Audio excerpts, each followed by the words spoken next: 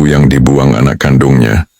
Di sebuah desa kecil yang tenang, hiduplah seorang ibu bernama Mak Siti, wanita tua berusia hampir 70 tahun. Tubuhnya mulai bungkuk, rambutnya memutih dan langkahnya pelan. Namun di balik kelemahannya, ia adalah sosok yang dulu perkasa. Seorang janda yang membesarkan ketiga anaknya seorang diri setelah suaminya meninggal saat anak-anaknya masih kecil. Untuk menyekolahkan anak-anaknya, Mak Siti bekerja siang malam. Ia berjualan gorengan di pasar, mencuci baju tetangga, hingga seringkali harus menahan lapar demi memastikan anak-anaknya bisa makan. Ia rela kehujanan dan kepanasan, semua demi melihat anak-anaknya sukses. Dan memang pengorbanannya tidak sia-sia. Ketiga anaknya berhasil tumbuh menjadi orang terpelajar. Arman, anak sulung, kini menjadi pegawai negeri di kota. Lina, anak kedua, menikah dengan seorang pengusaha sukses. Rudi, si bungsu, bekerja di luar negeri. Dari luar hidup mereka tampak mapan. Namun seiring berjalannya waktu, kasih sayang mereka pada ibunya justru semakin memudar.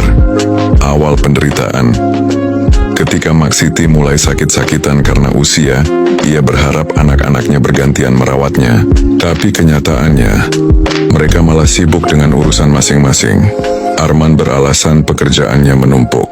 Lina mengatakan rumahnya sempit, padahal ia tinggal di rumah besar dengan pembantu. Rudi jarang pulang, hanya sesekali mengirim uang. Suatu malam ketika hujan deras, Mak Siti terduduk di dapur rumah Arman.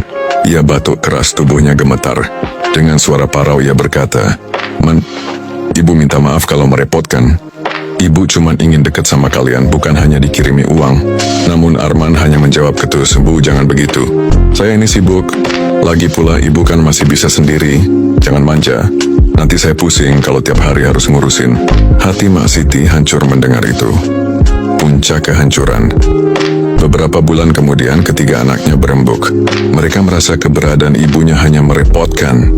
Akhirnya dengan alasan supaya ada yang menjaga, mereka memutuskan mengirim Mak Siti ke panti jompo. Ketika mendengar keputusan itu, Mak Siti hanya terdiam. Matanya berkaca-kaca. Dengan suara bergetar ia berkata, "Dulu kalian kecil, siapa yang jaga kalian kalau bukan ibu? Siapa yang rela tidur tanpa makan supaya kalian bisa kenyang? Dan sekarang, kalian buang ibu seperti sampah." Namun anak-anaknya menunduk, pura-pura tidak mendengar. Hari itu juga Mak Siti dibawa dengan mobil Arman ke panti jompo. Hanya dengan satu koper berisi pakaian lusuh. Di balik kaca mobil, Mak Siti menatap jalan yang basah oleh hujan. Air matanya jatuh bercampur dengan bisikan lirih. Ya Allah, ternyata membesarkan mereka dulu bukan jaminan akan dibesarkan kembali di hari tua. Hari-hari di panti jompo, hari-hari berlalu dengan sepi. Di panti jompo, Mak Siti hanya duduk termenung menatap pintu. Setiap kali ada tamu datang, ia selalu berharap itu anak-anaknya. Tapi tidak pernah ada yang datang menjenguk. Ia hanya ditemani ibu-ibu tua lain yang senasib. Sesekali ia bercerita tentang masa lalunya, tentang betapa ia pernah punya keluarga. Tapi hatinya perih setiap kali menyadari kenyataan bahwa anak-anak yang ia cintai dengan sepenuh jiwa justru tega membuangnya. Sampai suatu hari, Mak Siti jatuh sakit keras, nafasnya terengah, tubuhnya lemah.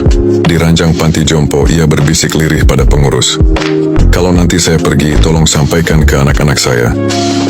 Ibu sudah lama memaafkan mereka. Ibu cuma ingin mereka bahagia."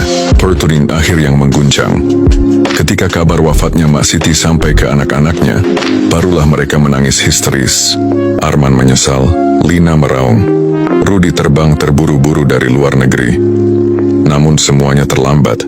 Yang tersisa hanyalah kain kafan putih yang membungkus tubuh renta itu, dan penyesalan yang akan menghantui mereka sepanjang hidup.